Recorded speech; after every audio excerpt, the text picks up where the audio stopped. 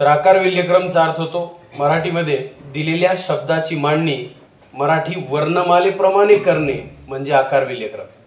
दिलेल्या शब्दाची मांडणी मराठी वर्णमालेप्रमाणे करणे म्हणजे आकार विल्यक्रम. आता मराठी वर्णमाला कुठून सुरू होते? अ पासून. अ आ इ इथून लिहितो आपण कंटिन्यू. तर ज्ञपस्तोर लिहायचं आहे आपल्याला. तर हे वाटत चलत असताना कोणते अक्षर कुठं लागतात? 1 नंबरला अ आहे, 2 नंबरला आ आहे, 3 नंबरला ई आहे.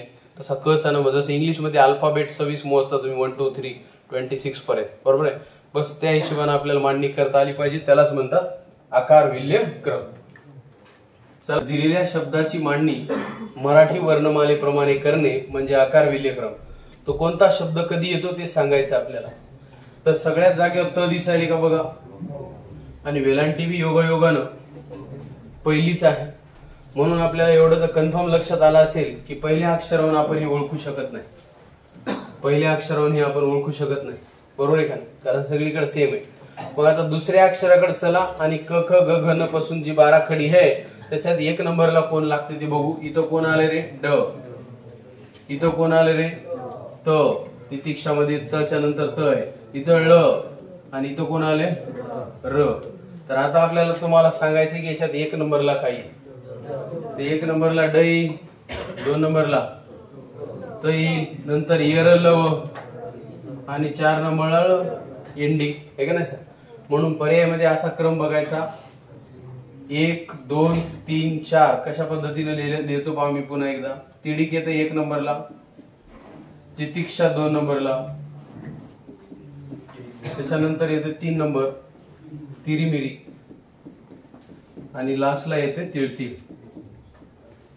हा क्रम जे लावला तुम्ही याला म्हणायचं दिलेला शब्द आकार विल्यानुसार लावणे किंवा दिलेले शब्द आकार विल्य क्रमानुसार लावणे, बरोबर. चल पहा, प्रश्न असा आला, बछडा, बडतर्फ, बलोपासना आणि 32 या शब्दांचा तुम्हाला आकार विल्ल्यानुसार क्रम लावायचा आहे, बरोबर आहे. तर कसा लावायचा? मला म्हणलो दिलेल्या शब्दाची मांडणी मराठी वर्णमालेनुसार करणे म्हणजेच काय? आकार विल्य क्रम असतो. तर याच्यामध्ये ब सगळीकडे दिसायले करे, म्हणून ब वरून तर तुम्ही नाही ओळखू शकत, बरोबर आहे. म्हणून पुढच्या शब्दावरून आपल्याला ओळखायचं 1 नंबरला कोणी. इथं छत्रीच आहे, बरोबर आहे. नंतर ड डब्याचं आहे, नंतर ल लसणाचं आहे आणि इथं त तलवारीच आहे.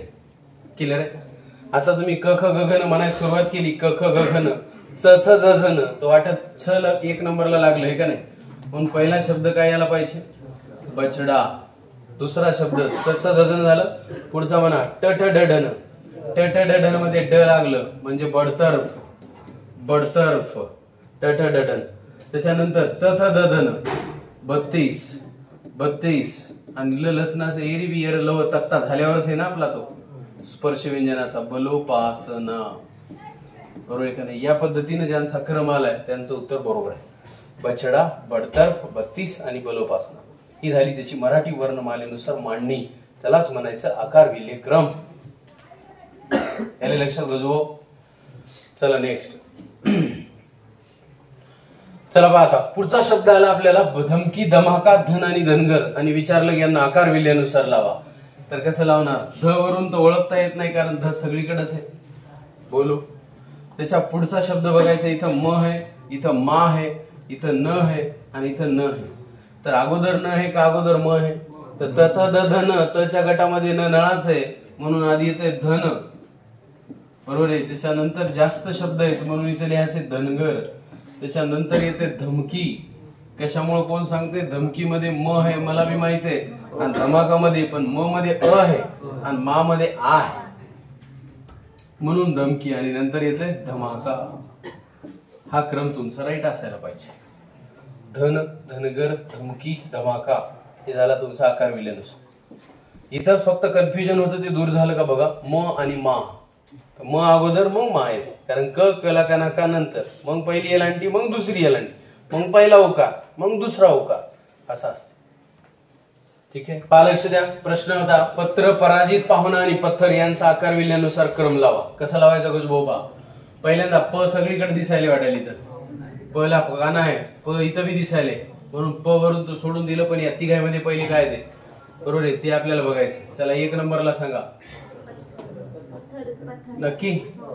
कारण पत्रची जर फोड केली, पत्रची प अधिक त अधिक र होती, त्याच्यात अ बी आहे बरं, पण मी सध्या ते लिहिणं झालो स्वर. म्हणजे त च्या नंतर कोण आहे? र. आणि इथं त च्या नंतर कोण आहे? थ. बरोबर आहे का? म्हणून पहिला शब्द काय लिहिला? पत्थर. करेक्ट. सांगा दुसरा शब्द.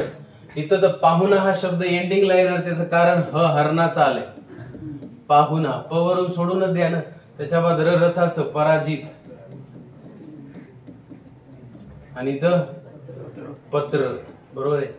पत्थर, पत्र, पराजित आणि पाहुणा असा क्रम माझ्या हिशोबाने पाहिजे. बघा असा आलता का? फोड कळा ना? फोड हे प आहे ना, त्याच्या बाद त आहे. तुम्ही म्हणसाल इथं बी त आहे कारण त्याची फोड केलं. पण त च्या नंतरचा अक्षर बघा ना, थ अगोदर का र अगोदर? थ अगोदर, म्हणून हे आलं. आणि इथं र आले म्हणून हे नंतर आलं. बरोबर आहे. प वाले पहिले आले, सगळे प वाले. नंतर प ला काना आहे, इथं लिहिला मग कानेवाला. पाहुणा.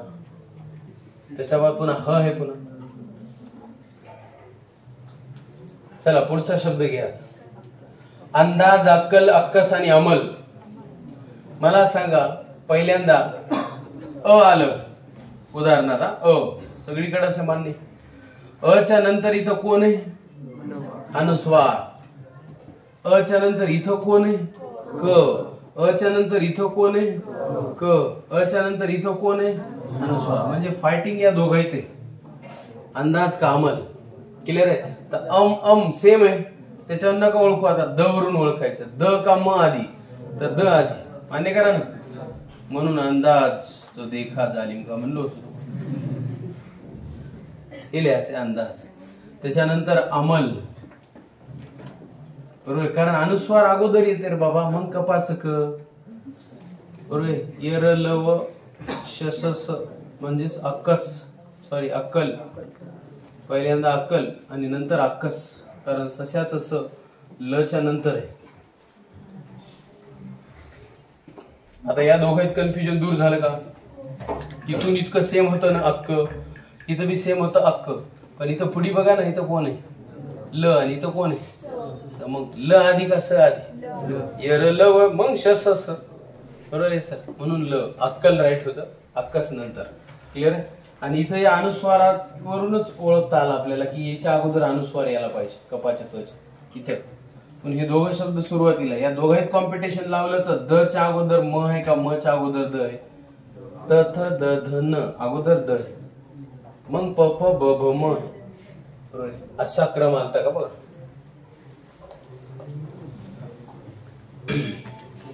तर त्याला डायरेक्ट नंबर दिलेले असतात परीक्षेमध्ये, अ ब क ड ड क अ ब असे.